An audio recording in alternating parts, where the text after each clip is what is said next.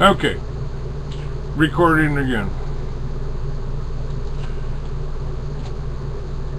What I'm telling you is I exposed Michael Harari, who turns out to be, at that time I thought he was just a Mossad agent working with Manuel Noriega. He was handling Manuel Noriega. He was Manuel Noriega's handler for the Mossad. He was the organizational chief of the Mossad, I find out later. He also killed Colonel Edward P. Catolo, and the only one left alive is in Walpole Prison right now. He's in Walpole Prison, doing life. They killed his wife. They murdered his wife. You know, and the folks, they have done the same thing to Jerry Kane. They've done the same thing to Edgar Steele.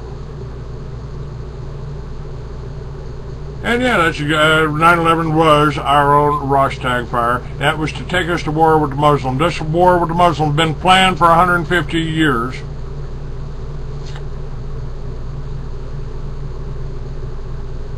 And bin Ladens have been dead for a long time, but somebody's alive. Somebody's real. Somebody's real, and I think you need to listen to that. Because the Veterans Today now is talking about Michael Harari, somebody I talked about 25 years ago, somebody that I put in my book last year.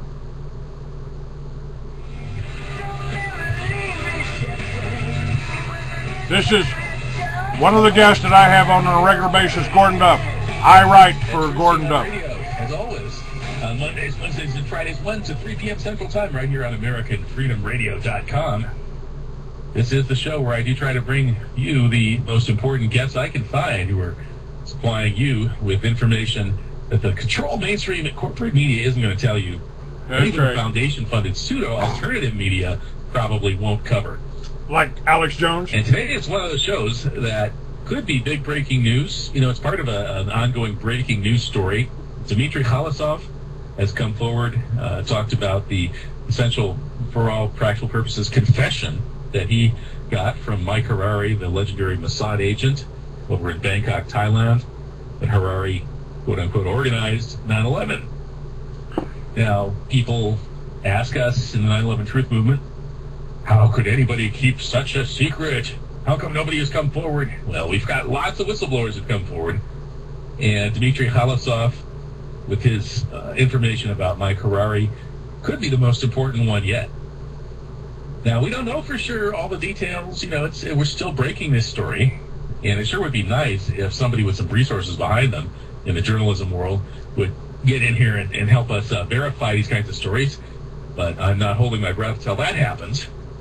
So we just have to break these stories as best we can, get confirmation on them as best we can, bring on people who know the intelligence community, which is where, you know, these kinds of secrets bubble and boil and fester over the years until somebody finally talks about them. And that's what we're going to be doing today. We're bringing on Dmitry Khalasov for his, well, second and a half appearance on Truth Jihad Radio over the past couple of weeks.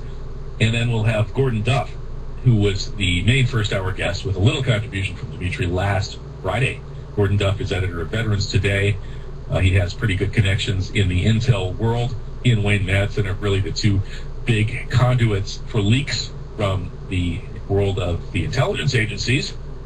And so maybe Gordon can contribute some perspective about what Dmitry Khalasov is telling us about 9/11, which is not just that he heard Mike Harari celebrating and taking credit for the attacks, but also that he claimed that as a Russian agent, when he was a nuclear person working for the Russian army, he was briefed that there were nuclear emergency demolition devices in the towers in Building 7.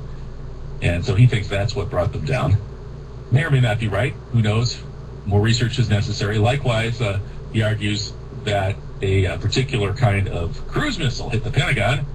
I believe a Granite P-700 long-range anti-ship cruise missile salvaged from a sunken Russian submarine. Is this true? Well, again, you got to dig it up. You got to verify it. You got to bring on people who know what they're talking about in this world where secrets are usually fairly well kept. And that's what we're trying to do here.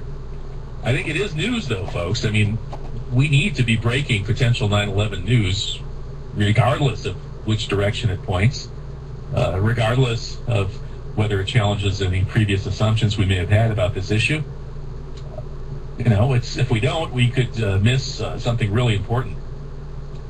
And I think Dmitry Halasov's testimony, assuming that he can get over and get into court, would be pretty important in any potential 9/11 criminal case. We'll be back in a moment with Gordon Duff and Dmitry Halasov. I'm Kevin Barrett. You're listening to Truth Jihad Radio.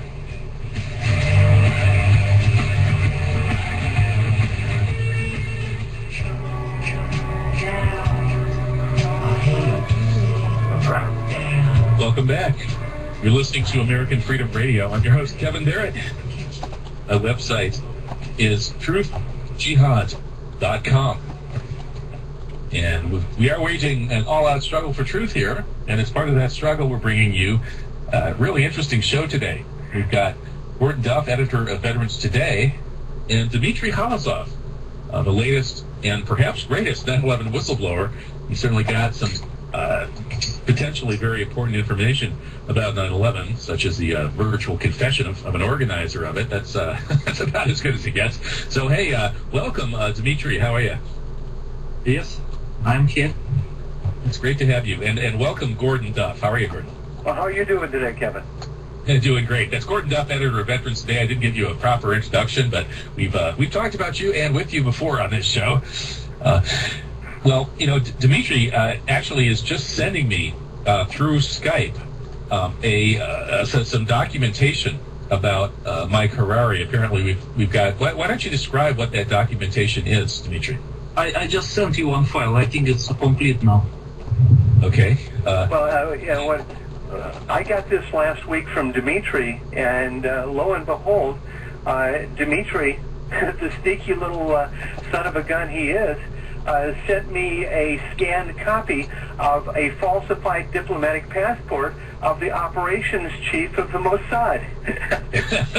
Yeah, but it's not the falsified passport; it's the real passport. Well, real. When it doesn't say, when it has a wrong name on it, it's falsified. No, he just used a different name to obtain it, but the passport is genuine. Oh, yeah, well, Okay. I do so love cultural things, Kevin. You're gonna be doing Ringmaster today, which is, hey, we hope will be a lot of fun. Okay, yeah. So for the listeners who are trying to figure out what's going on here, as we mentioned earlier, Dmitry Halasov was arrested in the same case as Mike Harari in Thailand. The word is that they were trying to pin selling weapons to Al Qaeda on somebody, and Dmitry has told us on an earlier show that Mike Harari, as Gordon says, operations chief of the Mossad, the Israeli intelligence agency, has discussed, basically revealed to him that he, Mike Harari, had been involved in organizing 9/11, celebrated its success on the evening of September 12th, 2001. And now Dmitry has just sent me this Thai passport of apparently Mike Harari. Is that Mike Harari, the guy with the grizzled gray beard and glasses? Yes, that photo is this is the police photo. This was made during his arrest in Bangkok, and I copied that from the case file in the criminal court. Right. Okay. We've got Mike Harari's police file. Maybe it's time to make a wanted poster. What do you think, Gordon? I think it's a pretty good idea. I'd like to think that the admissions that were made here to Dmitry about full complicity on the part of Israeli intelligence in the attack on 9/11 ought to catch some police attention. You know, that's one witness is enough to convict any terrorist in the world the rest of us know of. And last time you and I talked, Kevin, with Dmitry volunteered to take a lie detector test. Is that right, Dmitry? Yes, sure. Why don't you tell Kevin and I about that? Let's go back to September 12th, the evening of September 12th, 2001, after 9/11. What was the mood with the Mossad agents you were with that night? You see, this was not actually evening, it was morning of September 12th. Because you know that the September 11 morning in America, that is September 11 evening in Bangkok, Thailand. So actually I spent all the night because I was watching all the events in the British pub, because they have a big TV there. So I was watching the September 11 events in live in the TV. What you're getting here is a Russian agent that is telling you of Israel, of Michael Harari, the very person that I exposed that started this whole attacks on me. I exposed Michael Harari in a biker magazine called Writers Exchange almost over 20 years ago. Michael Harari was in the drug trade. And after I did that, I had all kinds of heat over in Miami by the DEA. Why? Why? Because they are covering for the drug dealers. They are covering from the Mossad. They've gone in, they killed off the Median cartel, they set up the Cali cartel, and Michael Harari, that this man is talking about, was behind it. He was behind it, along with people like Howard Hunt, who were involved in the killing of probably of John F. Kennedy. And here's an old biker out in Miami that breaks this story about the drug dealer, about Operation Watchtower, about Michael Harari, the Mossad chief. I broke it wide open. And I got threatened by the CIA. And then after I broke 9/11 and revealed that building number 7, I put that on the cover of my March 2004 issue, and by May 2004, my phones were tapped. All of our phones were tapped by Mossad organizations out of Israel, Amdocs and one other one. They tapped our phones, they arranged my accident, and they've tried to silence me and tried to shut me down ever since. And that's really what's happened here.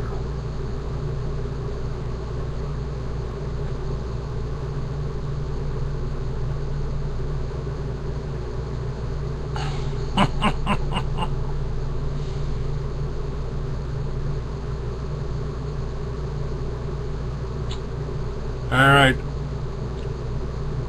Now we're talking about, and what, by the way, what he's talking, now we see the same person that brought the drugs into the company, that worked with, and the same people that got George Bush in there and promoted Bill Clinton. Bill Clinton's job was to keep Mena, Arkansas clear so they could bring in the cocaine. Michael Harari was behind that. Then Michael Harari arranged, after we started the militias, after Waco, Michael Harari was probably one of the Mossad agents that arranged to plant the little mini nuke there in Oklahoma City. Remember, and I exposed that too. I had General Benjamin Parton on my show talking about the fact that the damage to the federal building could not have been done by an ANFO bomb, as the BATF said they did. Now this man's talking about a personal meeting, personal involvement with Michael Harari, who bragged and was celebrating that he set up 9/11. And then I spent like this almost all night. And then early in the morning, maybe around 6 a.m. Bangkok time, Harari called me and he invited me to have a breakfast. So, and this was a bit early, like maybe 6 o'clock a.m. And he also told me to go to the 24-hour shop and to buy a couple of bottles of good wine and just to bring it to the breakfast. And the breakfast took place like, I think, 7 a.m. You had said something about Harari saying this was the greatest day of his life? Yes. He was almost dancing. You know, he's quite an old man, but he was really dancing at that time. So he's one of the dancing Israelis. Well, Harari, as you know, is one of the national heroes of Israel. way beyond the status of Jonathan Pollard, or he's right there with Moshe Dayan. Who else was at the breakfast? Were there any other Israeli agents there? No, only me and him and his son. But his son is a young man, so he didn't drink. He was, I think, 16 years old that time. Did his son seem the least bit surprised that there was a celebration here for the murder of 3,000 Americans? I don't know, but difficult to say, because his son is it's a quiet boy, so he knows how to. He's not like his father. Now, when did you first meet Mike Harari? I met him, I think I can't remember exactly, but it was in the 2001 and the beginning of the year, a few months before 9/11. What was when you met him? What were the circumstances? Did he come to you with a business deal of some kind?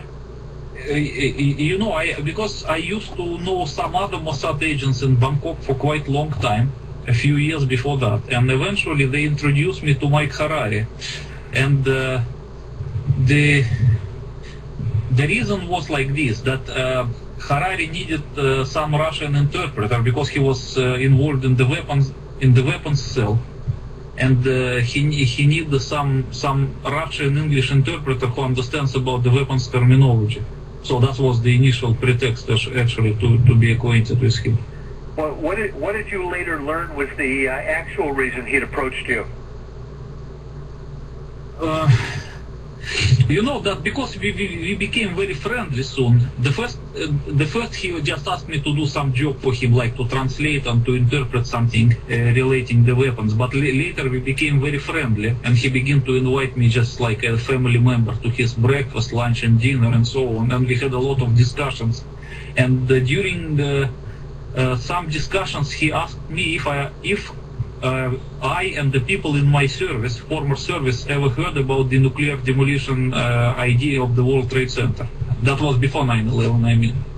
I thought that was the main reason why he wanted to be acquainted with me. Now, what we didn't make clear here, and Kevin, feel free to jump in since this is your show, Kevin. But well, you're doing great, Gordon. Well, by nuclear demolition. From what I understand, from what I've read, is that there were nuclear demolition materials built into the base of the buildings in the World Trade Center. And this is a secret project done in coordination with the U.S. government. And Harari knew about this, and he was asking you if Russia knew about it also. Yes. Did Russia know about this? Yes, definitely. Otherwise, I will not know about it. But as long as I know, that means the Russians know also. And so this was part of your job. Can you explain to the audience what your job was for the Soviet government? Okay.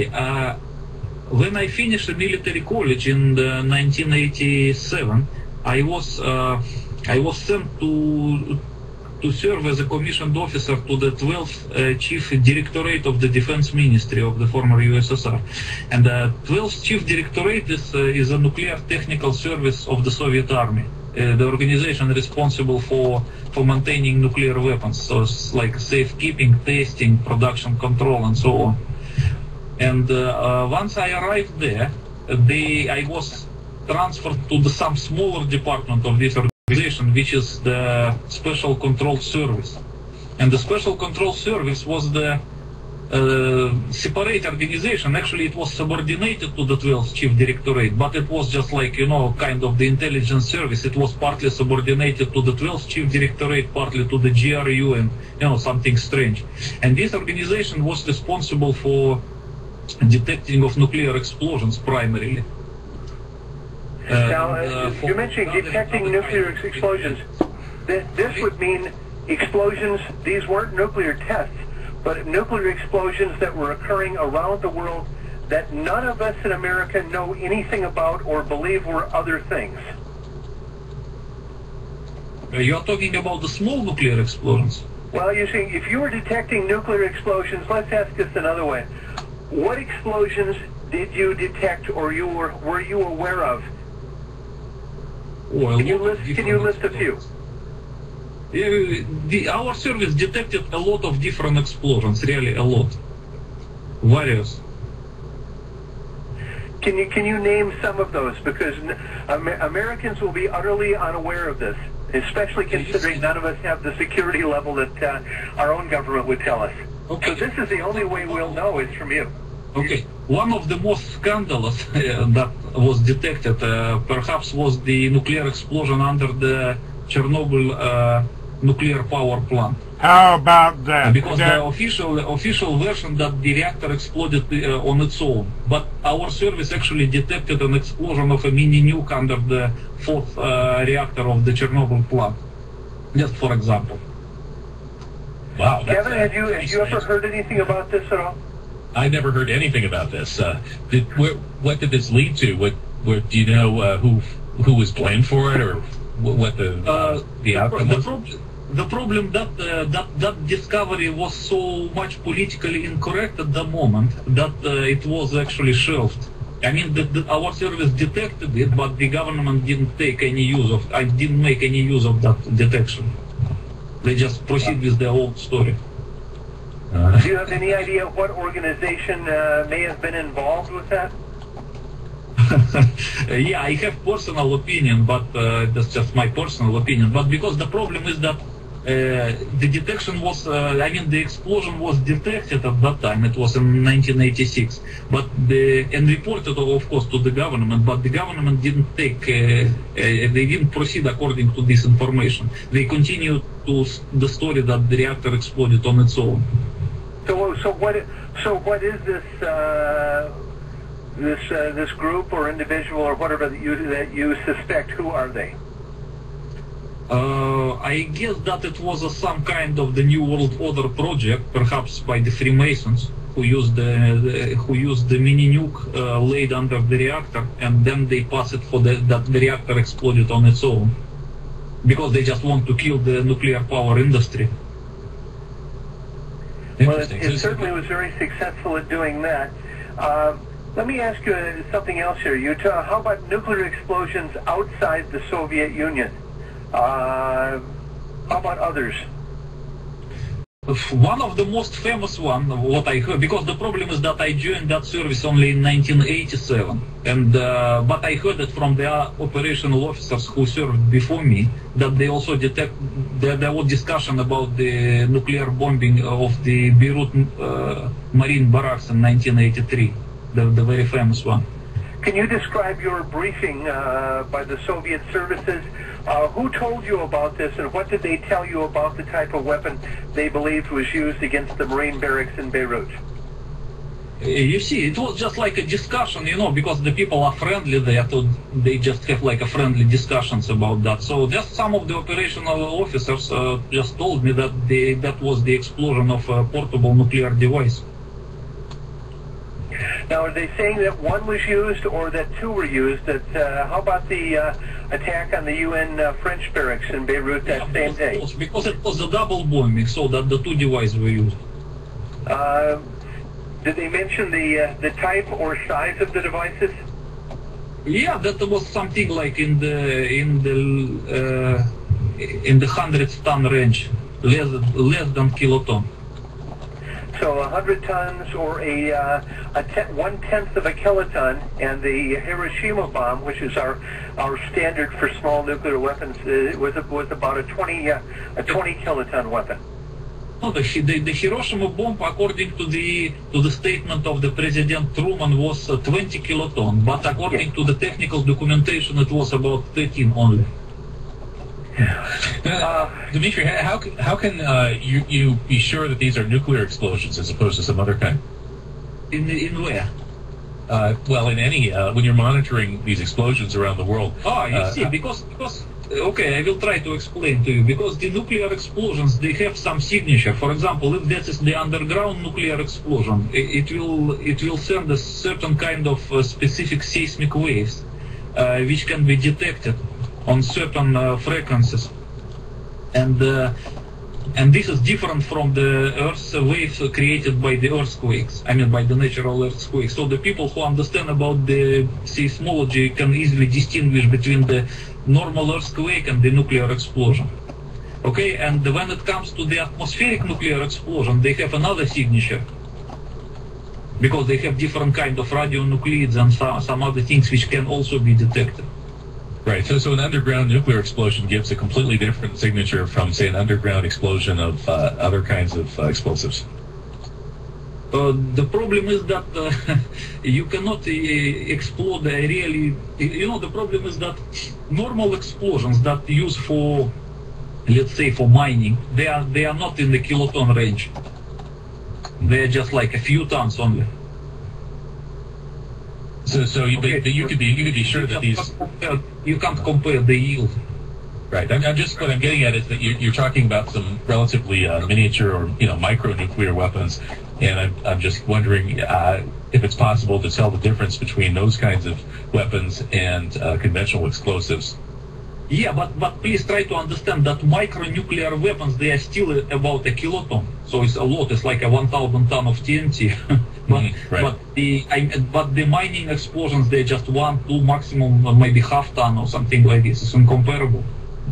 Well, Dmitry, now you're talking about seismic detection. Now I know the United States has a number of other detection systems, including we have a Vela satellite system that we put up in the 1970s that detects the particles from a nuclear explosion. Does Russia have a similar system? Yes, but you see, I will explain to you that what you say about the Vela satellite, it doesn't actually detect what you mean. We'll have to clarify the Vela satellite after the break. This is kind of they're talking. Dmitry Mossad and Gordon Duff. All right, this is we've got this, folks. I am working right now. Edgar Steele's lawyer ended up being disbarred. That means he probably took a payoff to throw the case between him and the judge and the ADL's meddling behind the scenes. Southern Poverty Law's meddling behind the scenes with Homeland Security. They put Edgar away for speaking out, just like I've been speaking out. They put him away for it. Wesley Hoyt is taking over his case. We're going to try to get a new trial. We're going to try to do this. At the same time, we're still trying to keep Mark Taylor and Donna Taylor alive, and I am trying to keep alive.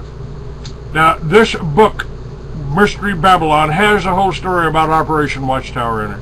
You need to get that book and read exactly what's happening here. What's happening here, folks. I am out of here. I'm Clay Douglas. Call recording has been completed.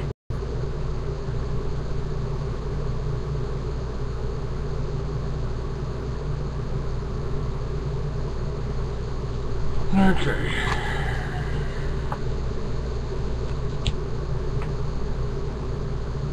And here, where we got? Okay.